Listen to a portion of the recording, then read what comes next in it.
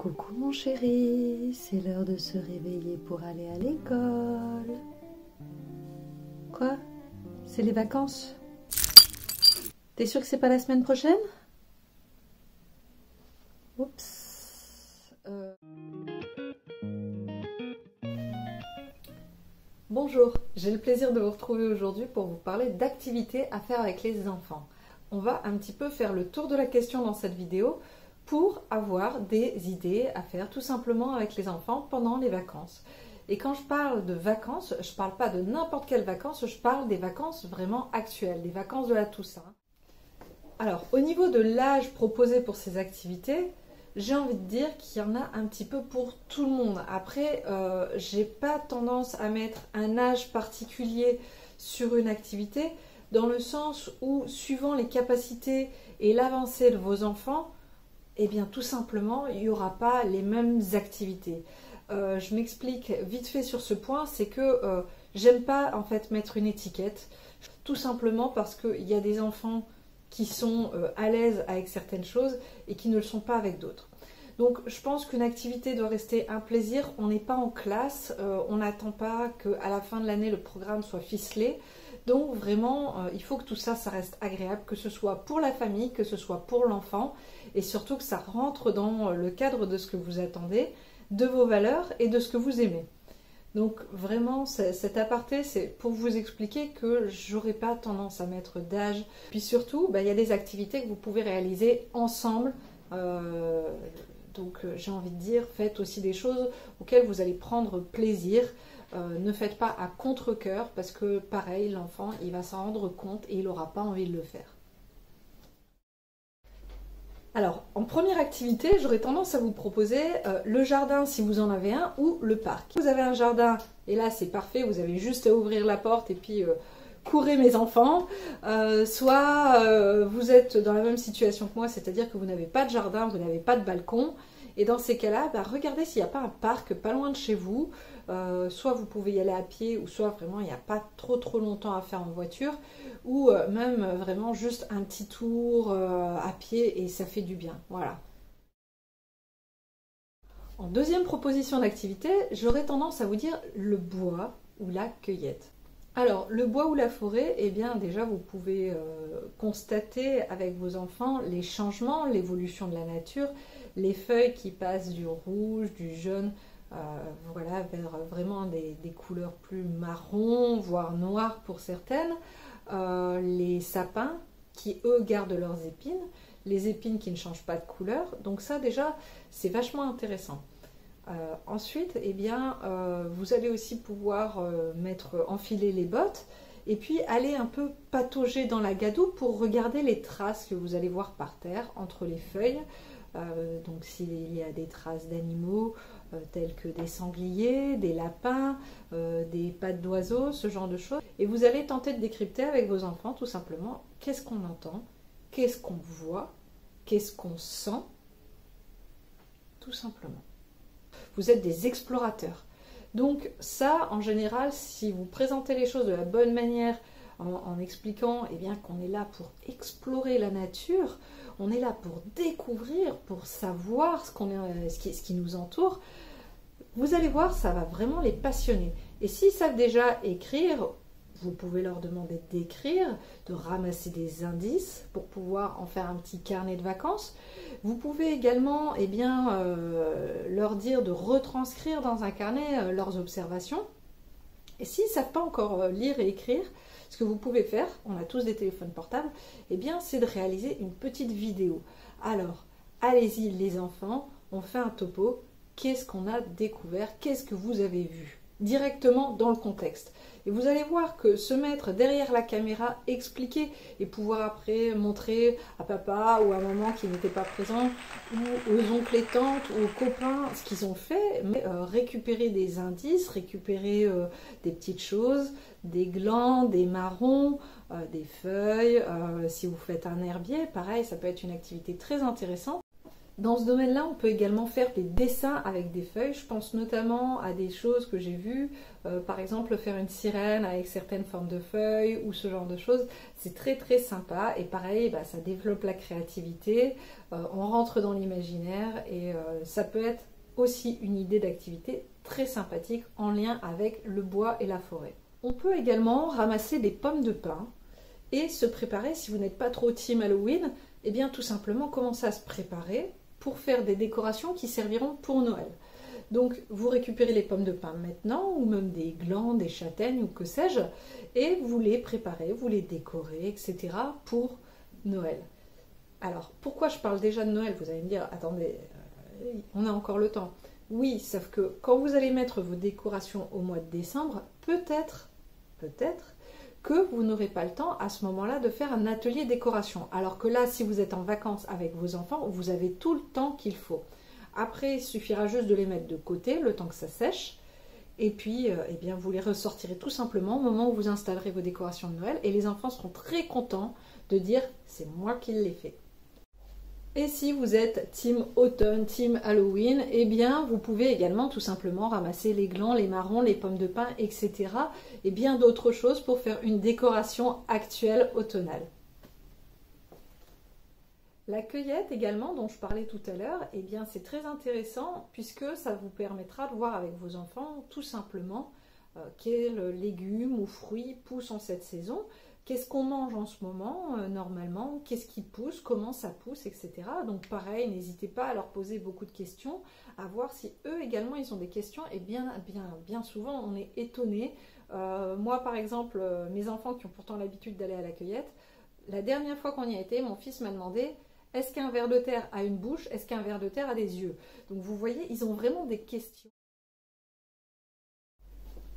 Alors ça c'est un point dans lequel je vais juste faire une petite précision que j'avais faite au début de vidéo, mais je préfère la refaire.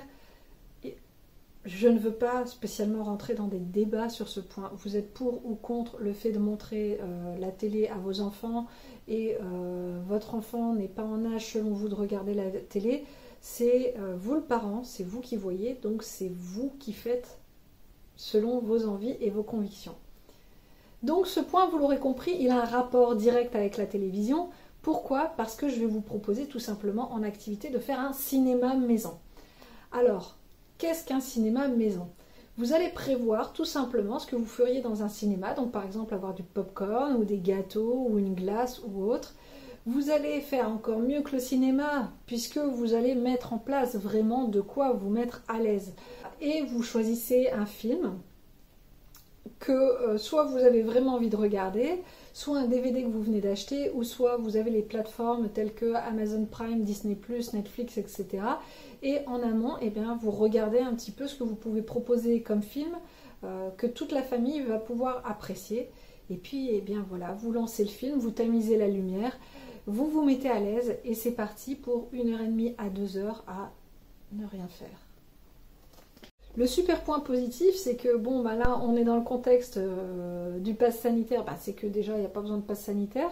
L'autre point positif aussi, c'est que si Petit Bout vous dit qu'il a envie de faire pipi, vous pouvez toujours mettre en pause et il peut aller aux toilettes sans problème.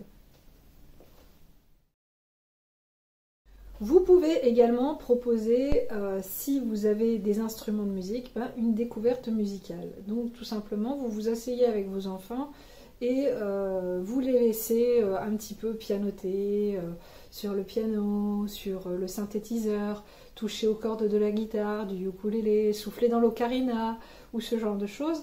Et voilà, vous faites après un petit topo. Donc si vous n'avez pas ce genre d'instrument, je sais qu'il y a des ateliers qui sont organisés par certaines médiathèques, certaines ludothèques ou même des conservatoires. Donc regardez si ça existe ou pas. Et si dans votre entourage vous connaissez des gens qui jouent d'un instrument, soit demandez-leur s'ils acceptent de vous le prêter, ou soit demandez-leur si c'est possible de faire une présentation à vos enfants. Et regardez, alors c'est un instrument à cordes, donc il faut gratter avec ses mains. C'est un instrument à vent, il faut souffler, donc entraîne-toi à vent. Comment tu souffles? Il ne faut pas trop souffler, il ne faut pas trop peu souffler, il ne faut pas cracher non plus dedans. Enfin voilà, vraiment décortiquer toujours. C'est quand vous allez décortiquer que ça va éveiller l'intérêt de l'enfant parce qu'il va comprendre que il peut y arriver. C'est juste qu'il faut qu'il comprenne comment y arriver. Une autre idée d'activité qui est un petit peu plus chère, ça va être les parcs de jeux, les parcs à thème. Alors pas forcément les trucs comme Walibi ou Disney ou autre, mais aussi je pensais tout simplement les piscines à balles, les choses comme ça. Alors il existe aussi des parcs d'escalade que je trouve très très sympas. Je suis tombée aussi dernièrement, sans le vouloir, sur un laser game pour enfants. Où en gros, à partir du moment où ils savent marcher et tenir quelque chose entre les mains, ben, ils peuvent le faire. Donc même mon plus jeune a pu participer. Et vraiment, c'est étudié et pensé pour les plus jeunes. Et donc dans la même dynamique, vous allez trouver également tout ce qui est patinoire, les halls, on va dire, de roller et de glisse. Voilà, donc regardez un petit peu ce qu'il y a autour de chez vous. Essayez, mais je sais aussi qu'il existe des restaurants sur le thème pirate. Ça se fait de plus en plus, il y en a un petit peu partout maintenant. Et je pense vraiment un jour que je vais essayer parce que ça doit être vraiment extra, ne serait-ce que pour les enfants. Après, voilà, il reste en termes de prix le plus excessif, je pense. Les parcs à thème tels que Disney, Astérix, Walibi, Bellward. Vous pouvez également penser aux zoos. Alors les zoos, il y en a des plus ou moins grands. Je pense notamment aux zoos de Lille que j'ai connus vraiment tout petits quand j'étais enfant. Hein. Quand j'étais enfant, ça remonte quand même à entre il y a 20 et 30 ans, donc c'est pas d'hier. Mais c'était à l'époque vraiment un très petit zoo et surtout à l'époque il était gratuit. Je sais que le zoo d'Amiens est plutôt pas mal et franchement il coûte pas très très cher. Le zoo de Thoiry est très sympa, il y a souvent des promotions sur Groupon donc je vous invite vraiment à aller regarder. Et juste à côté, chose qui n'est pas forcément bien indiquée, il y a un petit château à visiter qui est ouvert en fait gratuitement à partir du moment où vous avez visité le zoo. C'est sur le même parking, c'est vraiment juste à côté de l'entrée du zoo.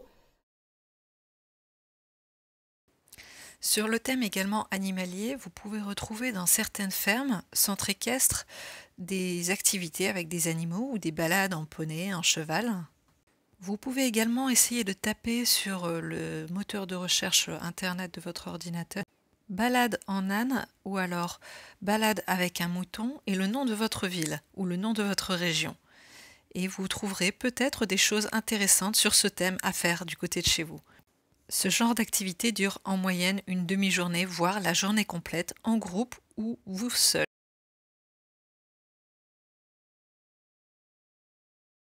Dans un domaine un petit peu plus aquatique, vous pouvez penser également au parc aquatique ou piscine pour vous détendre et passer un bon moment avec les enfants.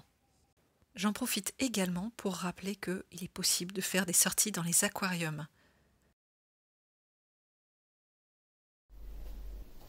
Une dernière idée que je vous propose, c'est tout simplement d'aller vous rendre à l'office du tourisme et dans les grands centres commerciaux du côté de chez vous. Vous allez me dire pourquoi? Pourquoi les centres commerciaux? Pourquoi l'office du tourisme? Alors déjà, parce que l'office du tourisme, ils vont savoir vous dire s'il y a des ateliers, des choses qui sont proposées par chez vous. Nous, par exemple, on a la cueillette qui propose des sculptures dans les citrouilles. Alors, team Halloween ou pas, moi je trouve ça vraiment sympa de proposer ça aux enfants. Donc voilà, si vous allez à l'office du tourisme, je sais que parfois il y a des dessins, il y a des concours de dessins. J'avais déjà vu des animations sur les thèmes de dinosaures ou alors sur la saison d'Halloween. Souvent il y a des trucs du genre réalise ton costume, réalise ton masque ou ce genre de choses dans des magasins. Dans des musées.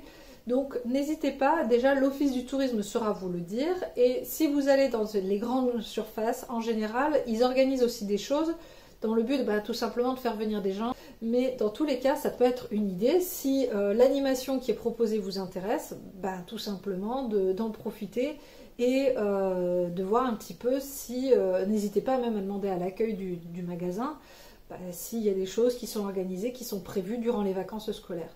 Il y avait notamment un magasin à un moment qui proposait des balades à poney. Il y a des villages aussi où ils organisent des décorations, des concours de citrouilles, des concours de sorcières.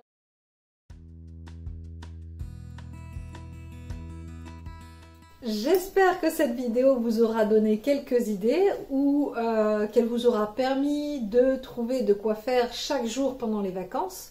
Comme vous l'aurez constaté, il y en a pour tout le monde, pour tous les budgets. J'ai vraiment essayé en faisant cette vidéo de trouver un maximum de choses à faire et à penser. Normalement, si vous réalisez chacune de ces idées, il y a de quoi faire pendant 15 jours, voire plus. N'hésitez pas dans tous les cas à prendre un moment avec les enfants, vraiment un moment que vous partagez uniquement avec eux et qui est destiné pour eux, un moment peut-être que vous allez partager mais qui est à destination de tout le monde, et surtout un moment pour vous également en tant que parents, parce que ça ne veut pas dire que les 15 jours de vacances veulent dire s'oublier complètement et se donner corps et âme à ses enfants. Alors pourquoi je dis ça? Ce n'est pas du tout dans un but égoïste, ne pensez pas cela. C'est surtout parce que le temps est en train de changer, il fait moche dehors, on est facilement fatigué. Et il y a des moments, il ne faut pas hésiter, tout simplement, pendant par exemple qu'ils sont en train de faire une séance de méditation ou des coloriages, à se dire là maintenant je souffle, je décroche. Même si ce n'est que 5 minutes, là je vais prendre 5 minutes pour souffler, pour me recentrer sur moi et pour pouvoir continuer cette journée dans les meilleures conditions. Mais ne vous oubliez pas. Dans tous les cas, j'espère que cette vidéo vous aura plu. N'hésitez pas à vous abonner, à liker si vous aimez mes contenus. Je vous rappelle que vous pouvez me suivre sur les réseaux sociaux, Instagram essentiellement bien-être, YouTube bien sûr puisque vous y êtes, donc n'hésitez pas à activer la petite cloche. Également Facebook essentiellement et TikTok essentiellement bien-être. Donc n'hésitez pas à m'y retrouver, n'hésitez pas à commenter. Si vous avez besoin, vous pouvez également me contacter via Messenger ou via mail. Il n'y a aucun problème, je vous répondrai avec grand plaisir. J'ai eu vraiment des très belles choses, des beaux retours, des chouettes demandes. Et dans tous les cas, je vous lis tous, sans exception, je réponds toujours. Et n'hésitez pas, franchement, à continuer parce que et à inviter vos familles, vos amis, vos oncles, vos tantes, tout le monde. Il n'y a pas de jaloux. Allez, dans tous les cas, on va pas faire éterniser cette vidéo. Vraiment, je vous embrasse du fond du cœur. On peut par la caméra puisqu'il n'y a pas de microbes. Et je vous dis à très bientôt sur Essentiellement. Passez d'excellentes vacances avec vos enfants si vous êtes en vacances avec eux. Passez de vacances en famille si vous êtes en famille. Et si c'est juste le temps du week-end, passez un excellent week-end. À très bientôt, très belle journée à tous.